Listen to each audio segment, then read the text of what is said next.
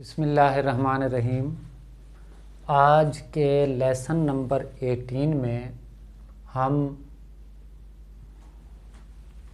Future के मुतल्लिक, जो कि जिस तरह हमने पहले पास्ट का सीख लिया था, प्रेजेंट का भी सीख लिया था, आज हम फ्यूचर के मुतल्लिक सीखेंगे। क्योंकि हमने फ्यूचर के अल्हम्दुलिल्लाह सारी टाइप्स पढ़ ली हैं, तो आज हम फ्यूचर के मुतल्लिक इस टेबल को फिल करेंगे, जिसे हम उर्दू में फ़िलहाल मुस्तकबिल कहते हैं और उर्दू में इसकी पहचान होती है गागेगी। तो सबसे पहले हम पहचान की सीरीज़ को ही देख लेते हैं।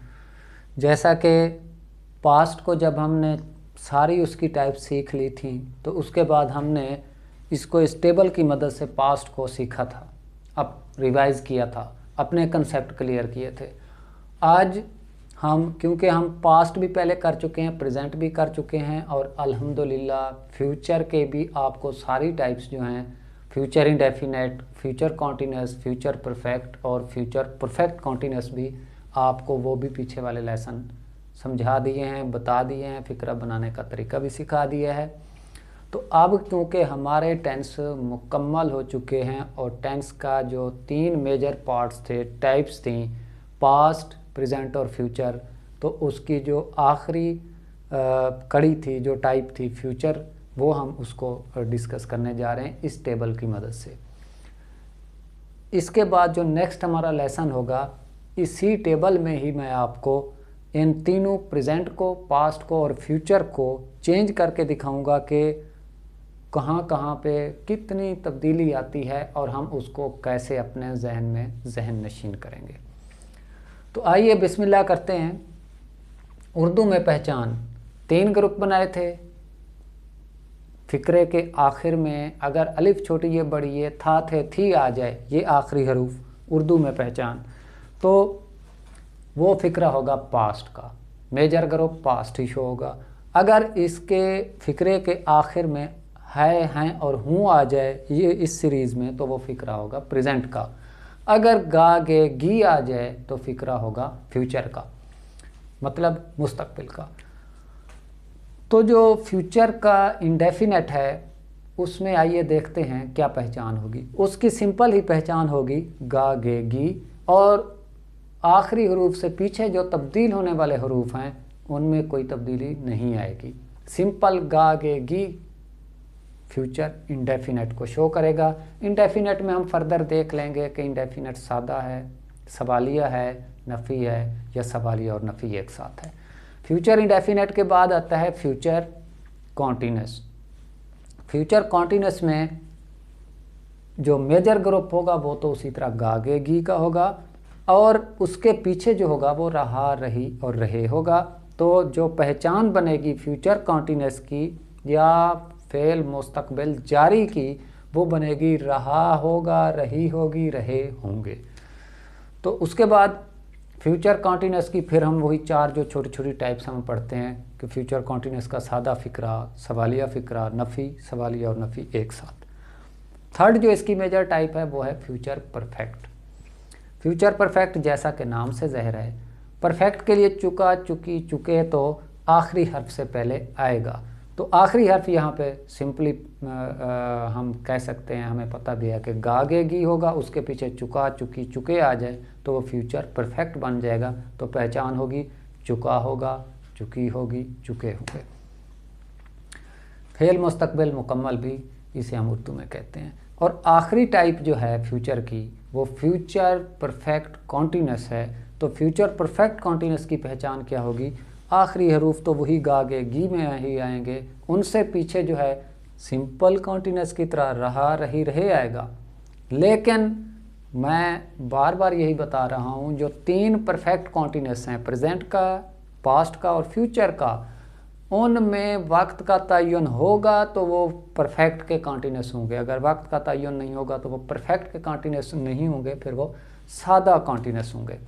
तो फ्यूचर परफेक्ट कॉन्टिन्यूस में भी उसी तरह वक्त का तयन होगा, सुबह से शाम से 7 बजे से, तो वहाँ पे भी सिंस और फार का हम इस्तेमाल करेंगे।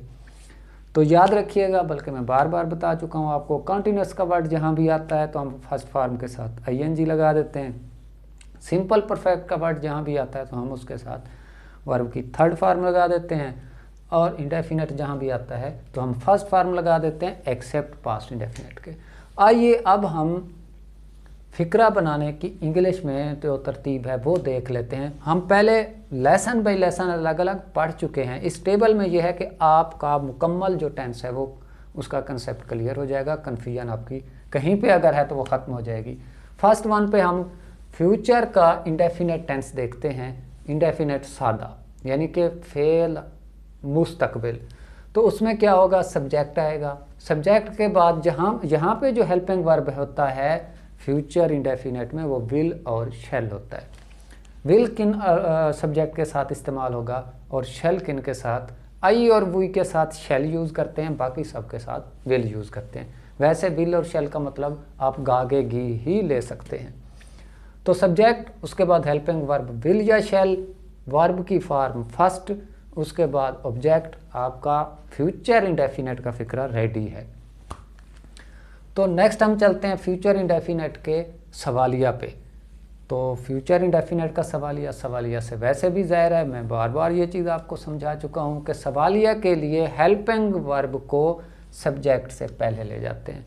यहाँ पे हेल्पिंग वर्ब यूज़ हो रहा है विल और शैल, अगर आई और वी होगा तो उनसे पहले हेल्पिंग वर्ब शैल आएगा, बाकी जो होंगे उनके इब्तदा में जो है ना हेल्पिंग वर्ब विल आएगा। उसके बाद उसी तरह वर्ब की पहली फॉर्म है, पहली फॉर्म के बाद ऑब्जेक्ट आएगा, क्योंकि यहाँ पे हमने विल शैल को पहले लगाया था, सवालिया बनाया था, तो सवालिया निशान भी आएगा। नेक्स्ट चलते हैं, अगर हमने नेगेटिव बनाना हो तो हेल्पिंग वर्ब तो यही पूरे पास फ्यूचर इंडेफिनेट में विल शैल ही इस्तेमाल होगा। तो सब्जेक्ट के बाद विल और शैल के बाद हम नॉट लगा दें कि हमारा फिक्रा नफ़ी बन जाएगा। बाकी जो वर्ब की फॉर्म है, ऑब्जेक्ट है, वो वैसे का वैसा रहेगा। अगर हम नफ़ी और सवालिया एक साथ बनाना चाहते हैं तो फिर हम सवालिया बनाने के लिए हेल्पिंग वर्ब शैल और विल को सब्जेक्ट से पहले ले जाएंगे, उसके बाद विल और शैल को पहले ले जाने के बाद सब्जेक्ट आएगा, उसके बाद नॉट आएगा, उसके बाद सवालिया निशान आ जाएगा, क्योंकि सवालिया और नफ़ी एक साथ आ रहे हैं। हमने फ्यूचर इंडेफिनेट को सादा फिक्रा बना लिया, हेल्पिंग वर्ब विल और शैल इस्तेमाल किए थे, उसके बाद वर्ब की पहली फॉर्म। इसको फिर हमने सवालिया बनाया तो विल और शैल को सब्जेक्ट से पहले ले गए, first form of the verb use किया और एंड पे सवालिया निशान। इसको हम नेगेटिव पे ले गए तो सब्जेक्ट के बाद विल नॉट या shall not, first form plus object सवालिया निशान फुल स्टॉप। उसके बाद सवालिया और नफ़ी को एक साथ इकट्ठा कर दिया तो विल और शैल को सब्जेक्ट से पहले, सब्जेक्ट के बाद not, first form of the verb and उसके बाद ऑब्जेक्ट, आखिर में क्वेश्चन मार्क सवालिया निशान। फ्यूचर इंडेफिनेट को हमने पढ़ लिया है। अब हम चलते हैं फ्यूचर कॉन्टिन्यूस की तरफ। फ्यूचर कॉन्टिन्यूस में जो हेल्पिंग वर्ब यूज़ होता है वो विल भी और शैल भी इस्तेमाल होता है। विल शैल का इस्तेमाल मैंने आपको बता दिया है कि शैल किसके साथ आएगा, विल किसके साथ आएगा, आई और वी के साथ शैल, बाकी के साथ विल। तो विल भी और शैल भी जो है फ्यूचर कॉन्टिन्यूस में हेल्पिंग वर्ब के तौर पे इस्तेमाल होगा। जो फ्यूचर कॉन्टिन्यूस का सिंपल फिक्रा होगा उसमें सब्जेक्ट प्लस विल भी या शैल भी, उसके बाद पहले ही मैं आपको बता चुका हूँ कि जहाँ पे कॉन्टिन्यूस का तज़किरा होगा आपने फर्स्ट फॉर्म प्लस ing तो लगा ही देनी है। तो first form plus ing plus object full stop. अगर आपने इसको सवालिया बनाना है तो विल और शैल को सब्जेक्ट से पहले ले जाएंगे और उसके बाद सब्जेक्ट आ जाएगा, विल और शैल को पहले ले जाएंगे, उसके बाद सब्जेक्ट आ जाएगा और उसके बाद आपका ये जो बी बचा हुआ है ये बी आ जाएगा। और नेक्स्ट आपने उसी तरह first form of the verb plus ing plus object और आखिर में सवालिया निशान। एक दफ़ा फिर मैं आपको बता देता हूँ, विल और शैल भी जो है फ्यूचर कॉन्टिन्यूस टेंस में हेल्पिंग वर्ब इस्तेमाल होता है। सवालिया के लिए विल और शैल को पहले ले जाते हैं सब्जेक्ट से और सब्जेक्ट के बाद क्योंकि ये बी बचा हुआ है ये बी वैसे आ जाएगा, आगे first form of the verb plus ing और ऑब्जेक्ट सवालिया निशान। अगर आपने नफ़ी का बनाना है, नेगेटिव करना है उसको, तो क्या करेंगे, विल बी और शैल बी के बाद आप नॉट लगा देंगे। तो ये बनेगा विल और शेल के बाद नॉट और बी लगा देंगे, विल नॉट बी या शेल नॉट बी। नेक्स्ट जो है, अगर आपने इंटेरोगेटिव और नेगेटिव एक साथ करना है तो उसके लिए आपको ये विल और शेल तो आप पहले ले जाएंगे, उसके बाद सब्जेक्ट को ले आएंगे, उसके बाद आप ले आएंगे बी को सब्जेक्ट, उसके बाद नॉट, उसके बाद बी आएगा। ये उसी तरह जैसा कि मैं पहले आपको बता चुका हूँ कि जिस तरह विल हैव, शेल हैव या विल नॉट और शेल नॉट, उससे बी से पहले ही नॉट आएगा, ये बाद में नहीं आएगा। तो शेल और विल सब्जेक्ट से पहले, उसके बाद नॉट, उसके बाद बी और आगे first form of the verb plus ing और आखिर में ऑब्जेक्ट और सवालिया निशान। ये तो आपका था फ्यूचर कॉन्टिन्यूअस टेंस जिसमें सवालिया नफ़ी, सवालिया और नफ़ी एक साथ और सादा आपने बनाया। अब हम चलते हैं फ्यूचर के परफेक्ट टेंस की तरफ। फ्यूचर परफेक्ट में जैसा कि मैं आपको पहले बता चुका हूँ, जब भी सादा परफेक्ट का नाम है तो आपने थर्ड फॉर्म लगानी है।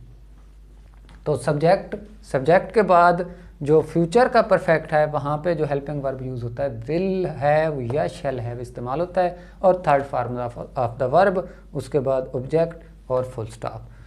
अगर आप इसको इंटेरोगेटिव में चेंज करना चाहते हैं तो विल और शेल को सब्जेक्ट से पहले लगा देंगे, उसके बाद हैव आ जाएगा, उसके बाद वर्ब की थर्ड फॉर्म, उसके बाद ऑब्जेक्ट, आखिर में सवालिया निशान।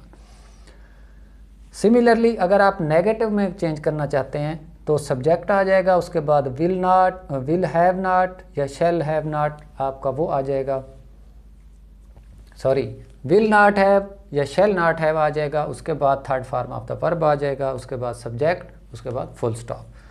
सिमिलरली अगर आपने इंटेरोगेटिव और नेगेटिव एक साथ करना है तो विल शेल को पहले ले जाएंगे, उसके बाद सब्जेक्ट आ जाएगा और सब्जेक्ट के बाद आपका नॉट आ जाएगा, उसके बाद हैव और आपका एंड पे सवालिया निशान आ जाएगा।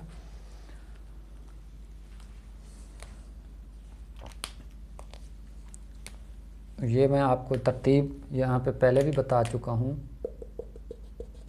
कि ये जो नॉट है यहाँ पे आएगा, तो ये विल शेल, उसके बाद सब्जेक्ट, उसके बाद नॉट, उसके बाद हैव और वर्ब की थर्ड फॉर्म और आखिर में क्वेश्चन मार्क। अब हम चलते हैं फ्यूचर परफेक्ट कॉन्टिन्यूअस की तरफ। जो फ्यूचर परफेक्ट कॉन्टिन्यूअस है उसमें जैसा कि कॉन्टिन्यूअस के नाम से ज़हर है, आप वर्ब की फर्स्ट फॉर्म इस्तेमाल करेंगे। परफेक्ट का कॉन्टिन्यूअस है तो इसके साथ वक्त का तयन लाजमी होगा, मेरे कहने का मतलब सिंस फॉर का इस्तेमाल होगा। तो इसमें जो है फ्यूचर परफेक्ट कॉन्टिन्यूअस आपके टेंस की जो है आखिरी टाइप और आखिरी फ़िक्र।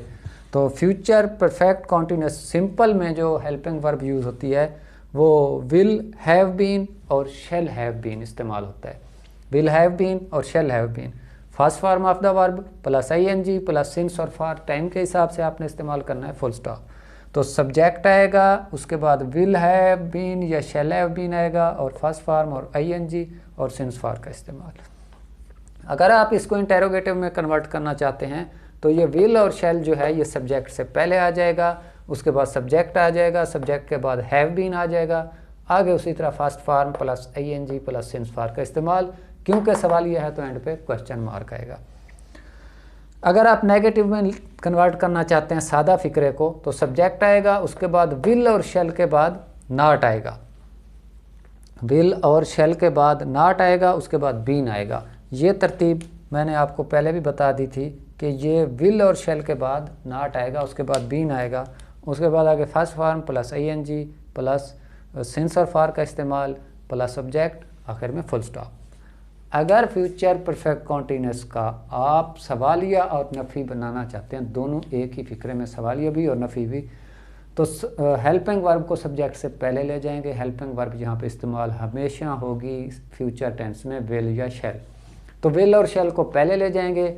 और क्योंकि ये परफेक्ट का कॉन्टिन्यूअस है तो will have been, shall have been इसमें अपना यूज़ हो रहा था हेल्पिंग वर्ब, तो विल शेल को तो पहले ले जाएंगे, उसके बाद सब्जेक्ट आ जाएगा, उसके बाद आपका आ जाएगा हैव बीन।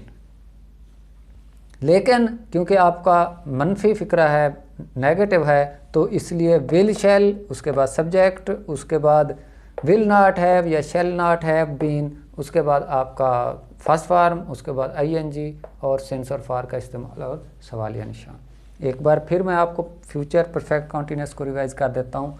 इसमें जो हेल्पिंग वर्ब है वो विल हैव बीन और शैल हैव बीन इस्तेमाल हो रहा है, आगे सेंस फॉर का इस्तेमाल उसी तरह है। सिंपल फिक्रे में तो आपने सब्जेक्ट, उसके बाद विल हैव बीन या shall have been, first form plus ING plus since और फॉर का इस्तेमाल, वक़्त के हिसाब से फुल स्टॉप। अगर आपने सवालिया करना है, इंटेरोगेटिव करना है, तो विल और शैल को पहले ले जाएंगे सब्जेक्ट से और हैव बीन आपका बच जाएगा, मतलब विल और शैल सब्जेक्ट से पहले, फिर सब्जेक्ट, फिर हैव बीन, फिर first form of the verb, फिर आईएनजी के साथ उसको ऐड करेंगे प्लस सिंस और फॉर का इस्तेमाल प्लस ऑब्जेक्ट, क्योंकि विल और शेल को पहले ले गए, इंटरोगेटिव किया है तो सवालिया निशान आएगा। अब अगर आप नेगेटिव करना चाहते हैं तो विल और शेल के बाद नॉट आएगा। कभी ऐसा ना करना कि विल और शेल और हैव और बीन लगा के पूरी हेल्पिंग वर्ब और उसके बाद नॉट लगाएं, नहीं, विल और शेल इसका हेल्पिंग वर्ब है मेजर, इसके बाद आपका नॉट आएगा। तो सब्जेक्ट विल नॉट या शेल नॉट हैव बीन, उसके बाद आगे first form of the verb plus ING plus since और फॉर का इस्तेमाल, उसके बाद फुल स्टॉप। अगर इसको आपने इंटेरोगेटिव और नेगेटिव दोनों साथ मिला के करने हैं तो विल और शेल को पहले ले जाएंगे, उसके बाद आएगा सब्जेक्ट, उसके बाद आपका आएगा नॉट, उसके बाद आपका नॉट आएगा, उसके बाद हैव बीन और उसके बाद first form of the verb plus ING plus since और फॉर का इस्तेमाल, उसके बाद फुल क्वेश्चन मार्क और आपका फिक्रा ख़त्म हो गया। आपने टेंस की तमाम टाइप्स पढ़ ली हैं, ज़माने की जो हमने किस्में बनाई थी उनकी आगे जो 3 टाइप्स बनाई थी, उसके बाद हर एक की आगे 4 बनाई थी, हर एक को आगे simple, interrogative, negative, interrogative plus negative में डिवाइड किया था, वो भी आपने सीख लिए हैं। तो नेक्स्ट इंशाल्लाह लेसन में जो है हम इसी टेबल को मद्देनज़र रखते हुए, इस्तेमाल करते हुए देखेंगे कि अगर हम इसको चेंज करते हैं, ये जिस तरह फ्यूचर में है, अगर हम पहले इसको प्रेजेंट में करेंगे कि हम कौन सी तब्दीली इसमें ले आते हैं, फिर पास्ट में करेंगे कि हम इसकी पहचान में कौन सी तब्दीली ले आते हैं, फिर फ्यूचर में करेंगे। इसी तरह एक ही लेक्चर में हम इनको कवर कर लेंगे और नेक्स्ट जो है उसके बाद हम एक्सरसाइज स्टार्ट करेंगे। एक एक एक्सरसाइज होगी पास्ट की, फ्यूचर की और प्रेजेंट की, उसके बाद हम इंशाल्लाह एक्टिव और पैसिव वॉइस को स्टार्ट करेंगे। अगर अभी तक आपने फार्मा सॉल्यूशन पाकिस्तान को यूट्यूब पे सर्च करके सब्सक्राइब नहीं किया, बेल आइकॉन को प्रेस नहीं किया, तो आप उसको कर लें ताकि आपको नेक्स्ट वीडियोस नोटिफिकेशन उनका मिलता रहे। और अगर आपके दोस्त, क्लास फेलोज़ या ऐसे लोग जिनको इंग्लिश टफ लगती है, ग्रामर समझ नहीं आती, परेशान होते हैं, कंफ्यूज हो जाते हैं, तो उनको काइंडली ये जो मैसेज है कन्वे कर दें, उनको ये चीज़ शेयर कर दें ताकि उनके लिए हो सकता है आसानी का मूजब बने। ओके, बेस्ट ऑफ लक, अल्लाह हाफिज़।